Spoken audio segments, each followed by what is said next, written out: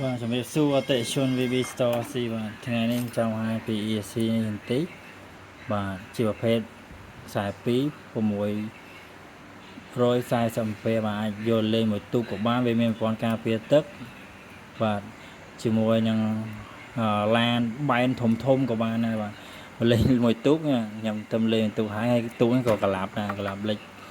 ហើយវាចូលទឹកហើយចូលជាក្បាល20នាទីដែររមឃើញតែ EC ប្រើបានទេបាទអានេះខ្ញុំទិញមកដើម្បីយកមកលក់ហើយក៏តេស្តខ្លួនឯងផ្ទាល់ដែរបាទហើយអានេះវាមានលេខវាលេខ0លេខ1លេខ2នៅលើ board កន្លែងនេះបាទកន្លែងហ្នឹងគឺយើងសេរីខ្ញុំ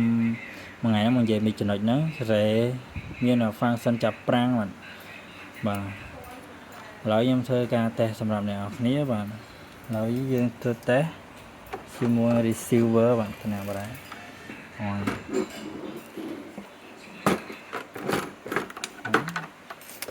លេខបានការយល់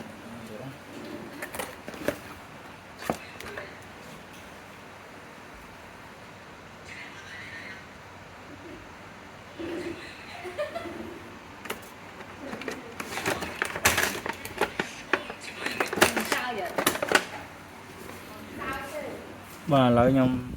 តេស្តជាមួយtele 6 channel នេះបាទអ្នកគ្នាអានេះ6 channel បងអូននោះក៏ច្រឡំថាហ្នឹង2 channel នេះក៏មាន2 channel ដែរតែវារូបរាងឃើញស្តៀងគ្នាតែដូចគ្នាតែនេះមានភ្លើងមានអីបាទអានេះ6 channel បាទអូខេឥឡូវខ្ញុំធ្វើតាមតេស្តចូលអ្នកនរគ្នាជាមួយ ESC នេះហើយខ្ញុំដោតអានេះអត់មានកងតែគេដោតទៅដាច់យកមកបាទឥឡូវវា connect ហើយវាលោតញាប់អញ្ចឹងតោះមកវា connect ឥឡូវខ្ញុំដាក់មកលេខលេខ0បាទអ្នកនរគ្នាបាទលេខ0នេះកងតាកាច់មកលេខ0អស់ហើយចាំមកលេខ0អ្នកនរគ្នាអាចមើលទូកបានចាំមកខ្ញុំទៅចាំមើលបាទ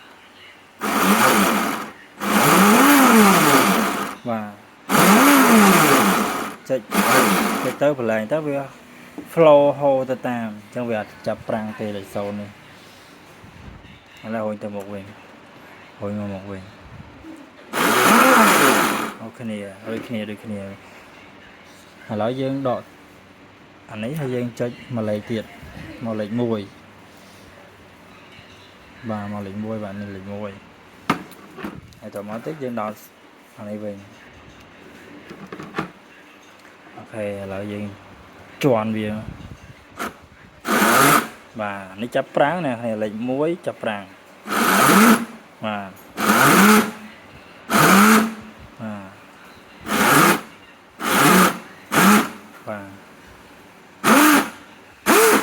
អូខេបាទនេះចាប់ប្រាំងលេខ1ចាប់ប្រាំងឥឡូវយើងមកដូរដាក់លេខ2វិញម្ដងតែមុនដូរយើងត្រូវដោះសិនហើយចាំដូរលេខដូរដាក់លេខ2ម្ដងលេខ2ដល់ត្រូវដល់ខុសឆេះឡើបាទ ESC នេះដែរប្រើដល់អាគួយក៏ប្រើបានដែរប្រភេទចាប់ពី 3S ដល់ 6S ចាំមាន11 Vឡើងមិនប្រើបាន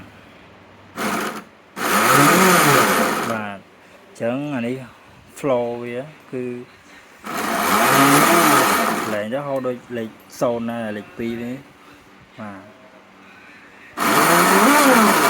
ទដូចគ្នាដូចទៅនឹងលេខ0ដែរអញ្ចឹងមានលេខ2លេខ0វាដំណើរការ flow យឺពេលយើងប្រឡែងដៃទៅលេខទៅវានៅវិលដល់ឈប់អស់កម្លាំងវាឈប់វិលអញ្ចឹងទៅខ្ញុំដែរ